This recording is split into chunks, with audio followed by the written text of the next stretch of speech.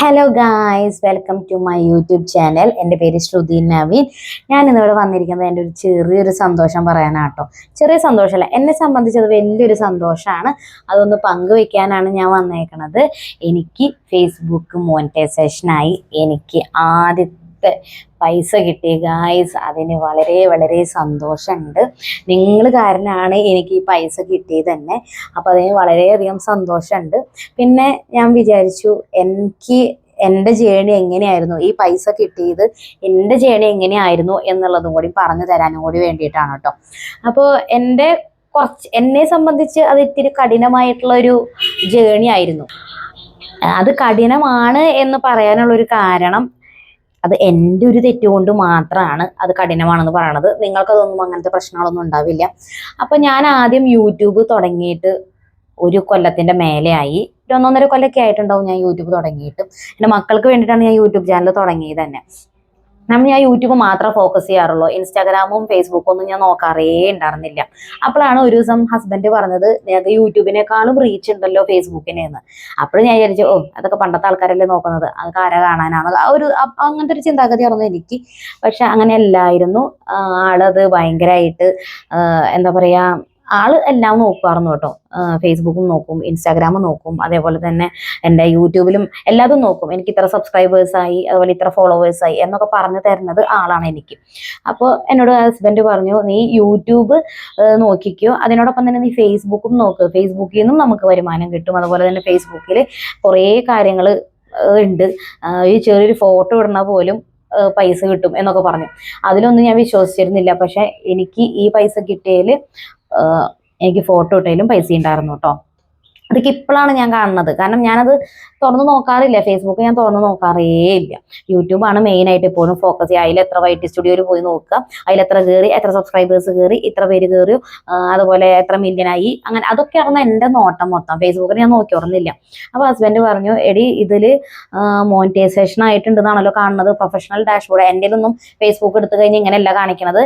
അപ്പം നിന്റെ മോണിറ്റൈസേഷൻ ആയിട്ടുണ്ട്, നീ ഒന്ന് നോക്കിയിട്ടാന്ന് പറഞ്ഞു.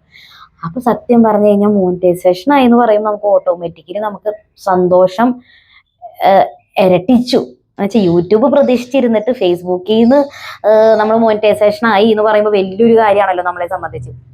അപ്പം ഞാൻ വേഗം പോയി നോക്കി. അപ്പോൾ നോക്കിയപ്പോൾ പ്രൊഫഷണൽ ഡാഷ്ബോർഡിൽ മോണിറ്റൈസേഷൻ കണ്ടു. മോണിറ്റൈസേഷൻ ക്ലിക്ക് ചെയ്തു. അപ്പോൾ കുറേ പേര് പറഞ്ഞു $100 ആയാൽ മാത്രമാണ് നമുക്കത് പിൻവലിക്കാൻ പറ്റുള്ളൂ. അപ്പോൾ ഞാൻ നോക്കിയപ്പോൾ എൻ്റെ $100 ഒന്നും ആയിട്ടില്ല. അപ്പോൾ ഹസ്ബൻഡോട് ഞാൻ പറഞ്ഞു, ഹസ്ബൻഡ് പറഞ്ഞു, അതൊക്കെ അവിടെ നിൽക്കട്ടെ, നീ ഇപ്പോൾ നോക്കി നോക്കുക, അതിൻ്റെ അടിയിൽ ഒരു സെറ്റപ്പ് എന്നുള്ളൊരു ഇത് കാണുന്നുണ്ട്, അതൊന്ന് ക്ലിക്ക് ചെയ്യും. അപ്പോൾ അത് ക്ലിക്ക് ചെയ്തപ്പോൾ കുറേ കാര്യങ്ങൾ വന്നു കേട്ടോ, ഫില്ല് ചെയ്യാൻ പറഞ്ഞിട്ട്. അതൊക്കെ ഫില്ല് ചെയ്ത് കൊടുത്തു. ലാസ്റ്റ് ബാങ്ക് ട്രാൻസ്ഫർ വന്നു. അപ്പോൾ സന്തോഷമായി. ബാങ്ക് ട്രാൻസ്ഫർ ഒക്കെ വന്നു. അപ്പോൾ മോണിറ്റൈസേഷൻ ആയി, അപ്പോൾ പൈസയായി, അങ്ങനെ ഇതൊക്കെ ആയിട്ടുണ്ട്. അങ്ങനെ ഞങ്ങൾ ബാങ്ക് ട്രാൻസ്ഫർ ആണ് ക്ലിക്ക് ചെയ്തത്. ബാങ്ക് ട്രാൻസ്ഫറിൽ ഞങ്ങൾ എല്ലാതും കാര്യങ്ങളൊക്കെ അടിച്ചു കൊടുത്ത് എല്ലാം ചെയ്ത് കഴിഞ്ഞപ്പോൾ ലാസ്റ്റ് അവർ പറഞ്ഞു എറർ എന്ന് പറഞ്ഞു. അപ്പോൾ ഹസ്ബൻഡ് പറഞ്ഞു, നമ്മൾ രാത്രിയിൽ നോക്കുന്നത് കൊണ്ടായിരിക്കും, ബാങ്ക് സമയമൊക്കെ കഴിഞ്ഞില്ല, അപ്പം നീ നാളെ രാവിലെ എഴുന്നേറ്റ് ബാങ്ക് ടൈം നോക്കിയിട്ട് നീ എല്ലാതും അടിച്ചു കൊടുത്ത് ശരിയാവും എന്ന് പറഞ്ഞു. വീണ്ടും രാവിലെ എഴുന്നേറ്റ് നമ്മൾ നോക്കിയപ്പോൾ വീണ്ടും എറർ എന്ന് പറഞ്ഞു. അപ്പോൾ എന്ത് ചെയ്തിട്ടും അത് നടക്കണില്ല. അങ്ങനെയാണ് അതിൻ്റെ അടിയിൽ പേപ്പാൽ കണ്ടത്. അപ്പോൾ പേപ്പാൽ എടുത്തു കഴിഞ്ഞപ്പോൾ അവർ ആദ്യം പറഞ്ഞു ഇമെയിൽ ID യും പാസ്വേഡും അടിച്ചു കൊടുക്കാൻ പറഞ്ഞു. ഇവിടെയാണ് ഞാൻ പറഞ്ഞത് എൻ്റെ പൊട്ടത്തരം കാരനാണ് ഇത്രയും പണി കിട്ടിയതെന്ന് ഞാൻ പറഞ്ഞത്. എനിക്ക് പാസ്വേഡ് ഓർമ്മയില്ല. എൻ്റെ പാസ്വേഡ്, എനിക്ക് ഇമെയിൽ ID-യുടെ പാസ്വേഡ്, അതുപോലെ എനിക്ക് ഫേസ്ബുക്കിൻ്റെ പാസ്വേഡ്, ഇതൊന്നും എനിക്ക് ഓർമ്മയില്ല. എല്ലാതും ഓണാക്കി വെച്ചിട്ടുണ്ട്, പക്ഷെ ഇതിൻ്റെ പാസ്വേഡ് പഠിച്ചു കൊടുക്കാൻ പറഞ്ഞപ്പോൾ എനിക്ക് ഓർമ്മയില്ല. ഇമെയിൽ ID അടിച്ചു കൊടുത്തു, പക്ഷെ പാസ്വേഡിന് എന്ത് ചെയ്യും? 2-3 പാസ്വേഡ് ഞാൻ എൻ്റെതായ ഓർമ്മയിൽ ഞാനത് ചെയ്തു നോക്കി, രണ്ടും റോങ് എന്നാണ് പറഞ്ഞിട്ട് വന്നത്. അപ്പോൾ തലയ്ക്ക് പ്രാന്ത് പിടിച്ചു തുടങ്ങി. അപ്പോൾ ലാസ്റ്റ് ഹസ്ബൻഡ് പറഞ്ഞു, നീ ഫോർഗെറ്റ് പാസ്വേഡ് കൊടുക്ക്. അങ്ങനെ ഹസ്ബൻഡ് അത് കുറേ കാര്യങ്ങൾ എന്തൊക്കെയോ കാട്ടിക്കൂട്ടി ചെയ്തിട്ട് ആളത് ഓപ്പൺ ആക്കി തന്നു. അപ്പം അത് ആ ഒരു കടമ്പ കഴിഞ്ഞ് നമ്മൾ അടുത്ത കടമ്പയിലേക്ക് കടക്കണം. അത് കഴിഞ്ഞപ്പോൾ അവരെല്ലാവരും എല്ലാ കാര്യങ്ങളും പേപ്പാലിൽ നമ്മുടെ ബാങ്കിൻ്റെതും എല്ലാ കാര്യങ്ങളും അടിച്ചു കൊടുക്കാൻ പറഞ്ഞു. നമ്മളതൊക്കെ അടിച്ചു കൊടുത്ത് എല്ലാം കഴിഞ്ഞ് നമ്മുടെ പ്ലേസ്, അതുപോലെ ആധാർ കാർഡിലത്തെ എല്ലാ കാര്യങ്ങളും നമ്മളതിലേക്ക് കറക്റ്റായിട്ട്, ഒരു സ്പെല്ലിങ് പോലും തെറ്റാൻ പാടില്ല, അതേപോലെ കറക്റ്റായിട്ട് നമ്മളെല്ലാ കാര്യങ്ങളും ചെയ്ത് ഓക്കെ ആക്കി നമുക്ക് വെരിഫിക്കേഷന് വരും. ക്യാമറ ഓണായി വെരിഫിക്കേഷന് വരും അവർ. അത് എനിക്ക് ഓണാവുന്നില്ല. അങ്ങനെ 2 ദിവസം ആ ഒരു KYC ക്യാമറയ്ക്ക് വേണ്ടിയിട്ട് ഞങ്ങൾ കുറച്ച് നേരം വെയിറ്റ് ചെയ്തിരുന്നു. എന്നിട്ടും വരുന്നില്ല. അപ്പോൾ ഹസ്ബൻഡ് പറഞ്ഞു, നീ ഒന്നും കൂടി ഒന്ന് പോയി നീ കൊടുത്തിട്ടുള്ള ഡീറ്റെയിൽസ് കറക്റ്റ് തന്നെയാണോന്ന് ആധാർ കാർഡ് വെച്ചിട്ട് നീ ഒന്നുകൂടി നോക്കി നോക്ക് എന്ന് പറഞ്ഞപ്പോൾ ഞാൻ വീണ്ടും പോയി നോക്കിയപ്പോഴാണ് അതിൽ ചെറിയൊരു സ്ഥലത്ത് ആഗ്ര എന്ന് പറഞ്ഞിട്ടുള്ള ഒരു ഇതൊക്കെ എടുക്കണത്. അപ്പൊ ഹസ്ബൻഡ് പറഞ്ഞു നീ അവിടെ സൈഡിൽ എഡിറ്റ് എന്നുള്ള ബട്ടൺ ഉണ്ട്, അപ്പൊ എഡിറ്റ് ഞെക്കിയിട്ട് ആഗ്ര എന്നുള്ളത് മാറ്റിയിട്ട് അത് അടിച്ചു കൊടുക്ക്, നമ്മുടെ ആധാറിൽ എന്താണെന്നുള്ളത് അടിച്ചു കൊടുക്കാൻ പറഞ്ഞു. അങ്ങനെ അത് അടിച്ചു കൊടുത്തു. ക്യാമറ ഓണായി. വെരിഫിക്കേഷൻ അവർ വിളിച്ചു. 2 ദിവസം വെറുതെ കളഞ്ഞു വിട്ടാ ഞാൻ അതിന് വേണ്ടിയിട്ട്. ഈ ഇതൊന്ന് നോക്കിയിരുന്നെങ്കിൽ, അതാണ് ഞാൻ പറയണത് എല്ലാവരോടും. നമ്മളിപ്പോൾ എന്തായാലും അടിച്ചു കൊടുത്തു കഴിഞ്ഞാൽ നമ്മൾ ഡൺ കൊടുക്കണ ആൾ മുമ്പ് വീണ്ടും ഒന്ന് എല്ലാതും കറക്റ്റ് തന്നെയാണോ ഒന്ന് ചെക്ക് ചെയ്തോളൂ. ഞാൻ ചെക്ക് ചെയ്തിട്ടുണ്ടായിരുന്നില്ല. ഞാൻ വേഗം ഡൺ അടിച്ച് വേഗം പോവുക ചെയ്തത്. അന്നേരം 2 ദിവസമാണ് ആ ഒരു ഇത് കളഞ്ഞത്. കാരണം എനിക്ക് ജനുവരിയിൽ കിടക്കണ വന്ന പൈസ അതൊന്നും ഞാൻ നോക്കിയോടുന്നില്ല. യൂട്യൂബ് മാത്രം നോക്കിയതുകൊണ്ട് ജനുവരിയിൽ വന്ന് കിടക്കണ പൈസ എനിക്ക് എടുക്കാൻ പറ്റിയില്ല. ജനുവരി, ഫെബ്രുവരി, മാർച്ച്, ഏപ്രിലിൽ ഹസ്ബൻഡ് കണ്ടിട്ടാണ് അറിഞ്ഞതുപോലും ഞാൻ അതിൽ പൈസ കെടുക്കുന്നുണ്ട് എന്നുള്ളത് അറിഞ്ഞതുപോലും. അപ്പോൾ എല്ലാവരും അതും ഒന്ന് ശ്രദ്ധിച്ച് ചെയ്യണം കേട്ടോ. അത് കഴിഞ്ഞ് നമ്മൾ എല്ലാ കാര്യങ്ങളും അടിച്ചൊക്കെ കൊടുത്തു കഴിഞ്ഞ് അവർ ക്യാമറ വെരിഫിക്കേഷന് വേണ്ടി വന്നു. വെരിഫിക്കേഷൻ ചെയ്ത് കഴിഞ്ഞപ്പോൾ ഒരു പാൻ കാർഡ് പറഞ്ഞു. പാൻ കാർഡിന്റെ 2 സ്ഥലവും കാണിച്ചു കൊടുത്ത് അവർ ഫോട്ടോ എടുത്തു. അതുപോലെ എന്നെ ഫോട്ടോ എടുത്തു അവർ.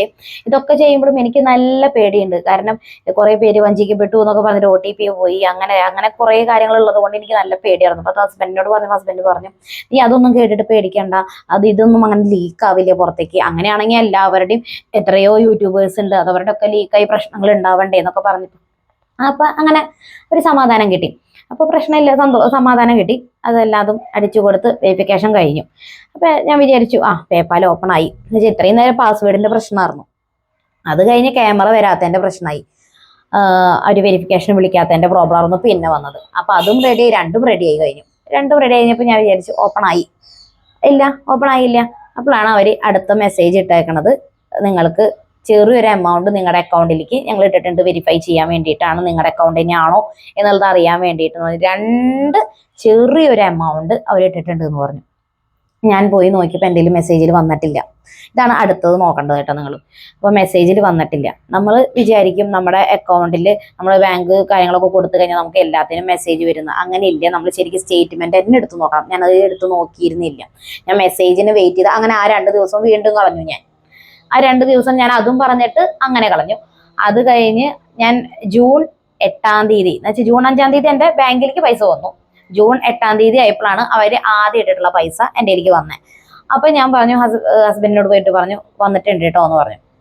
അപ്പൊ കുറച്ച് കഴിഞ്ഞപ്പോൾ ഹസ്ബൻഡ് പറഞ്ഞു അടുത്ത എമൗണ്ടും വരേണ്ട സമയം കഴിഞ്ഞല്ലോ എന്ന് പറഞ്ഞു. അപ്പോൾ ഞാൻ പറഞ്ഞു എനിക്കറിയില്ല, പക്ഷെ 10-ാം തീയതിക്കുള്ളിൽ നമ്മുടെ അക്കൗണ്ടിൽ നമുക്കത് എടുക്കാം എന്നുള്ള ഇതിൽ വന്ന് ഇട്ടിട്ടുണ്ട്. നമുക്ക് എന്തെങ്കിലും ബാങ്ക് പൈസ വന്ന് കിടക്കുന്നുണ്ട്, 10-ാം തീയതിക്കുള്ളിൽ അത് നമുക്ക് എടുക്കാൻ പറ്റും എന്നുള്ളത് തന്നെയാണ് അതിൽ എഴുതി കാണിക്കുന്നതും.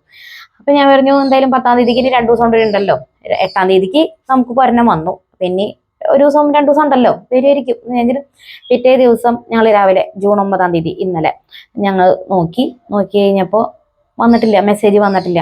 അപ്പോൾ ഞാൻ ഹസ്ബൻഡോട് പറഞ്ഞു ഇത് എന്താണെന്ന് അറിയണില്ല, എനിക്കാകെ ടെൻഷനായി തുടങ്ങി. അപ്പോൾ ഹസ്ബൻഡ് പറഞ്ഞു നീ ടെൻഷൻ ആവല്ലേ, നീ എന്തിനാ ഇങ്ങനെ ടെൻഷൻ ആവണ്, നമ്മൾ വിചാരിക്കാത്ത ഒരു കാര്യമല്ലേ നമുക്ക് കിട്ടിയത്. അത് ശരിയാണ്, പക്ഷെ എന്നാലും നമ്മൾ ഇത്രയും എഫേർട്ട് എടുത്ത് കാര്യങ്ങളൊക്കെ ചെയ്തിട്ട് കിട്ടിയിട്ടുള്ള ഒരു എമൗണ്ട് ആണത്, ചെറിയൊരു എമൗണ്ട് ആണെങ്കിൽ പോലും.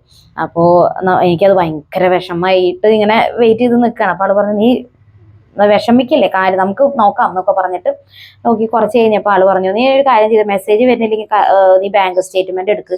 അപ്പൊ എൻ്റെ ആപ്പ് ഓണാക്കി ഞാൻ ബാങ്ക് സ്റ്റേറ്റ്മെന്റ് എടുത്തപ്പോൾ അതിൽ പൈസ വന്നിട്ടുണ്ട് ഗൈസ്, അതിൽ പൈസ വന്നിട്ടുണ്ട്. അപ്പൊ എൻ്റെ ഹസ്ബൻഡിന്റെ ചീത്ത പറഞ്ഞില്ലാതേ ഉള്ളൂ. ഹസ്ബൻഡ് പറഞ്ഞു പാസ്വേഡോ ഞാൻ മറന്നു, എന്നിട്ട് അത് ശരിയാക്കി. ആള് ഗൾഫിൽ ഇരുന്നിട്ടാണ് ഈ കാര്യങ്ങളൊക്കെ എനിക്ക് ചെയ്തു തരുന്നത്.